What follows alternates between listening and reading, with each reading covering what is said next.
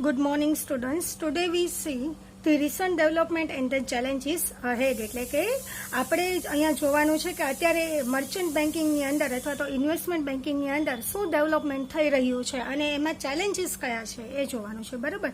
So first of all let start a recent development.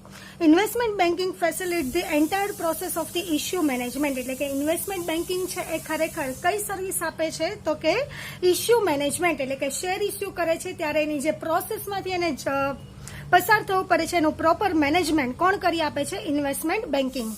Global investment banking provides the full services and the separate on the global base and the assess the issuer in the number of the critical operations. એટલે કે global investment banking એટલે કે within a country નહીં પણ out of country પણ એ શું કરે છે? સર્વિસ પ્રોવાઈડ કરે છે. એ ફૂલ સર્વિસ પ્રોવાઈડ કરે છે and operate on the global basis, એટલે કે ગ્લોબલ એટલે કે ઇન્ટરનેશનલ લેવલે પણ એ ઓપરેટ કરી આપે છે અને આસિસ્ટ ધી ઇશ્યુઅર, અને એના દ્વારા ઇશ્યુઅરને આસિસ્ટ કરે છે, ડાયરેક્શન પ્રોવાઈડ કરે છે in the number of the critical operation on the global basis. એટલે કે ગ્લોબલ બેઝિસ ઉપર બહુ વધારે પડતા ક્રિટિકલ ઓપરેશન હોય તો એને આસિસ્ટ કરવાનું કામ પણ કોણ કરી આપે છે તો કે investment banking. No doubt service of the investment banking are improving. એટલે કે અત્યારે તો સર્વિસ છે ઇન્વેસ્ટમેન્ટ બેન્કિંગની ઇમ્પ્રુવ થઈ જ છે બીકોઝ કારણ કે client requires the skill based services, કે જેની પાસે સ્કિલ હોય છે ઇન્વેસ્ટમેન્ટ બેન્કિંગની અંદર કે ઇશ્યોર મેનેજમેન્ટ પ્રોપર રીતે કરી શકે એવા સ્કિલ બેઝ સર્વિસીસ છે એ જ ક્લાયન્ટ છે રિક્વાયર કરે છે, એને જરૂરિયાત હોય છે, એટલા માટે એમાં બહુ સારો ઇમ્પ્રુવ થયો છે. Although commercial bank have started the merchant banking operations only to the manage the issue. અત્યારે કોમર્શિયલ બેંક છે એ પણ એને મર્ચન્ટ બેન્કિંગ છે એના ઓપરેશન સ્ટાર્ટ કરી દીધા છે મેનેજમેન્ટ ઇશ્યુની અંદર. They have hardly done the operations relating to the project appraisals and the promotional work. એટલે કે એ અત્યારે મેનેજ તો કરે છે, they have hardly done operations. એ કયા ઓપરેશન્સ છે બહુ સારી રીતે એને વર્ક કર્યા છે relating to the project appraisal. Project છે નવા જે પ્રોજેક્ટ છે એના અપ્રેઝલ્સ છે એ કેવી રીતે સક્સેસફુલ જઈ શકે એના માટે એન્ડ પ્રમોશનલ વર્ક એટલે કે બિઝનેસને ડેવલપ કરવા માટે ના પણ હેલ્પફુલ થઈ શકે એવા વર્ક પણ એને કર્યા છે. કોને તો કે investment બેન્કિંગે. The recent development in the investment or the merchant banking is due to the certain contributory factors which are as follow. અત્યારે કયા ડેવલપમેન્ટ થઈ ગયા છે તો જોઈએ, જેની અંદર તો કે ફર્સ્ટ કયું છે તો કે first is a establishment or setting up the merchant banking divisions on the national bank. અત્યારે નેશનલ બેંકની અંદર પણ તમે શું કરો છો તો કે એસ્ટાબ્લિશમેન્ટ થઈ ગયું છે મર્ચન્ટ બેન્કિંગનું. That's to say independent subsidiary of the renders specialise services, કે જ્યાં એ સબસિડરી તરીકેનું ગૌણ કંપની તરીકેનું કામ કરે છે. For example SBI capital market limited, એટલે કે એસબીઆઈ છે એ નેશનલ બેંક છે, ખરેખર બેન્કિંગનું કામ કરે છે પણ એના સબસિડરી બેંક તરીકે સબસિડરી કંપની તરીકે એસબીઆઈ કેપિટલ માર્કેટ લિમિટેડ છે. પછી છે તો કે can bank financial service limited. તો આ એનું શું થયું છે? ડેવલપમેન્ટ થયું છે કે અત્યારે નેશનલાઇઝ બેંક છે એ પણ મર્ચન્ટ બેન્કિંગ છે એ પોતાની અંદર સબસિડરી કંપની તરીકે એસ્ટાબ્લિશ કરી છે. Second one is a private merchant bankers who have taken the effective step to recognise their activities. અત્યારે પ્રાઇવેટ મર્ચન્ટ બેન્કર્સ છે એ પણ બહુ સારી રીતે effective step to recognise their activities, પોતાની એક્ટિવિટીઝ પર બહુ સારી રીતે વર્ક કરે છે, ઇફેક્ટિવ રીતે વર્ક કરે છે. Third one is a SEBI merchant bankers or the regulations 1992, એટલે કે સેબીએ મર્ચન્ટ બેન્કરનો રેગ્યુલેશન્સ કાઢ્યો હતો, નિયમ કાઢ્યો હતો 1992 and SEBI intermediaries regulations 2008. Merchant bankers, underwriters, portfolio managers, brokers etcetera required the certificate to the registration from the SEBI. એટલે કે સેબી પાસેથી આ કાયદા મુજબ અંડરરાઇટર્સ છે, મર્ચન્ટ બેન્કર્સ છે, પોર્ટફોલિયો મેનેજર્સ છે અથવા તો બ્રોકર્સ છે એને રજીસ્ટ્રેશન કરાવી અને એનું સર્ટિફિકેટ સેબી પાસેથી લેવું ફરજિયાત થયું છે. આપણે કહી શકીએ કે મર્ચન્ટ બેન્કર્સ એટલે કે ઇશ્યુ મેનેજમેન્ટનું કામ કરે છે. અંડરરાઇટર્સ એટલે કે બાહેંધરી આપે છે કે જો તમારું મિનિમમ સબસ્ક્રિપ્શન્સ લઘુત્તમ ભરનું નહીં ભરાય તો એ અંડરરાઇટર્સ છે પોતે એ શેર ખરીદી લેશે. પોર્ટફોલિયો મેનેજર્સ કે જે ડિફરન્ટ ટાઈપ્સ ઓફ ધી સિક્યુરિટીઝની અંદર તમારે ઇન્વેસ્ટમેન્ટ કરવું હોય તો ઓછા રિટર્નમાં વધુ રિટર્ન કોણ કમાવી શકે છે? Portfolio managers. બ્રોકર્સ એટલે કે દલાલો. આ દરેકે તો કે સેબી પાસેથી એનું રજીસ્ટ્રેશન કરાવી અને એનું સર્ટિફિકેટ મેળવવું જરૂરી છે. Fourth one is a stockbrokers underwriters association was established to act in the coordination with the merchant bankers, એટલે કે મર્ચન્ટ બેન્કર્સ સાથે કોઓર્ડિનેશન સાથે વર્ક થઈ શકે એના માટે સ્ટોક બ્રોકર્સ અંડરરાઇટર્સ એસોસિએશન્સ પણ એસ્ટાબ્લિશ કરવામાં આવેલું છે. Next fifth one is the establishment of the credit rating information services of the India, એટલે કે લિમિટેડ, એટલે કે ક્રિસિલ.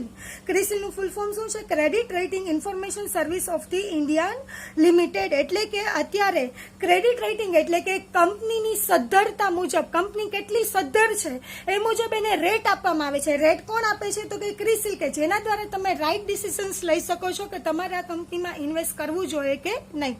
એ પ્રોવાઈડ કરે છે help to the merchant bankers, કે જે કોને હેલ્પફુલ થાય છે? મર્ચન્ટ બેન્કર્સને અથવા તો ઇન્વેસ્ટર્સ, રોકાણકારોને એન્ડ ધ ફાઇનાન્શિયલ ઇન્સ્ટિટ્યુશન્સને, કે જે તમને શું આપે છે? ગાઈડન્સ આપે છે કે તમારે કઈ કંપનીમાં રોકવા જોઈએ, કે જે તમને રેટ આપે છે. ક્રિસિલ ખરેખર શું આપે છે? એની ક્રેડિટ વર્ધીનેસ મુજબ કંપનીને રેટ આપે છે. રેટ પણ કેવી રીતે હોય છે? તો કે A+, A++, A++, એટલે એ મુજબ એની ક્રેડિટ વર્ધીનેસ, કે આ કંપનીને તમારે, આ કંપનીમાં તમે જો પૈસા રોકશો તો તમારા ક્યારેય શું કહેવાય છે, ફડચામાં જશે નહીં, એવી શ્યોરિટી એ કોણ આપે છે? તો કે ક્રિસિલ. તો આ છે રિસન્ટ ડેવલપમેન્ટ થયા હતા. Today merchant bankers are not merely issue management, the field and the scope of their activities extend beyond the issue management.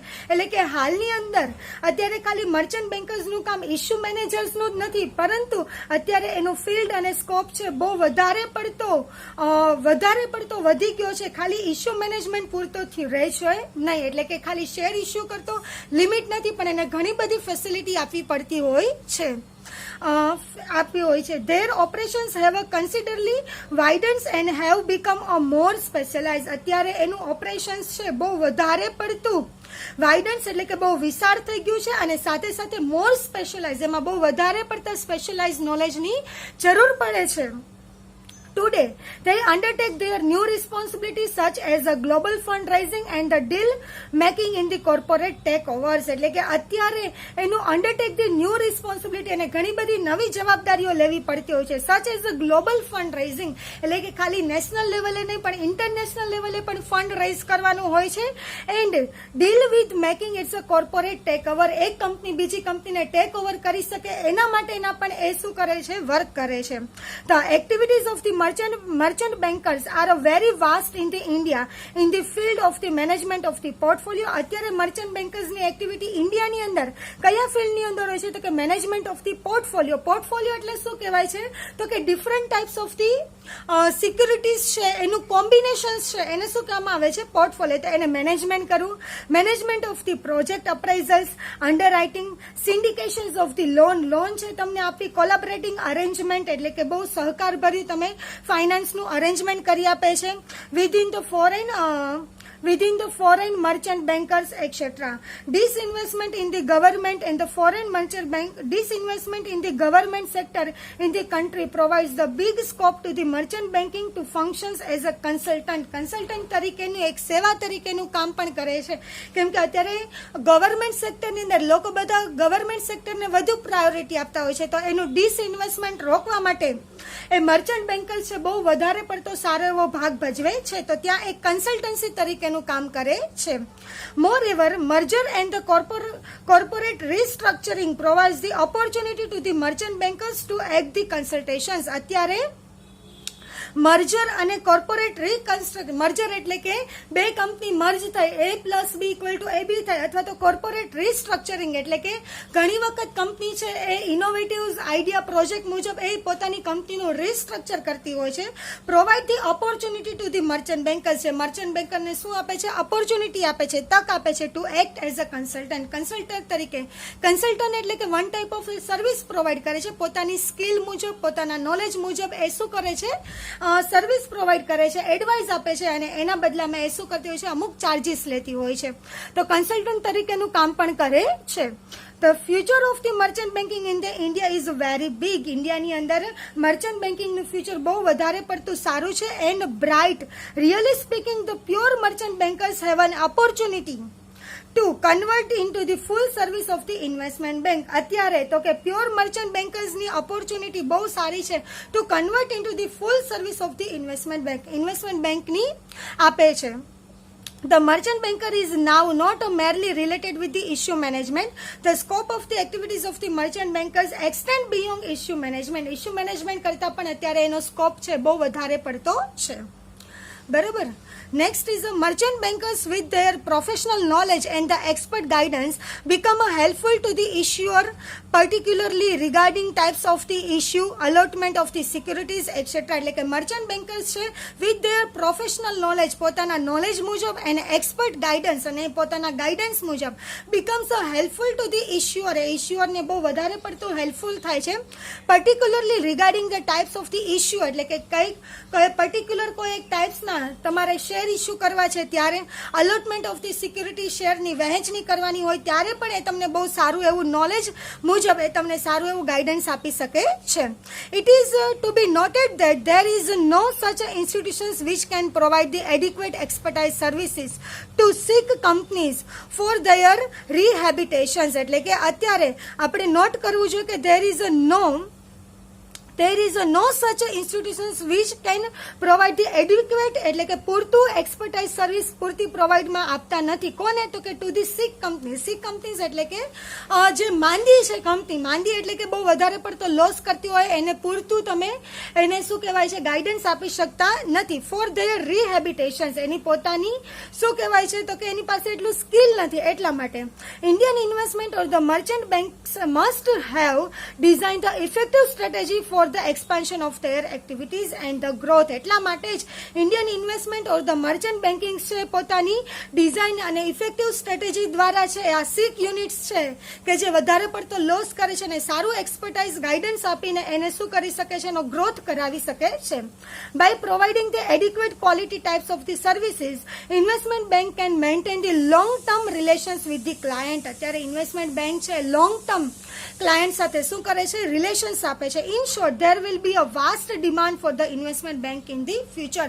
એટલા માટે કહી શકાય કે ભવિષ્યમાં ઇન્વેસ્ટમેન્ટ બેંકની ડિમાન્ડ બહુ વધારે પડતી હશે. So this is the development of the investment bank or the merchant bank. જો આમાં તમને કંઈ ક્વેશ્ચન્સ હોય તો એની ટાઈમ તમે પૂછી શકો છો. અને નેક્સ્ટમાં આપણે ચેલેન્જીસ જોશું, challenges ahead of the investment banking or the merchant banking. Thank you.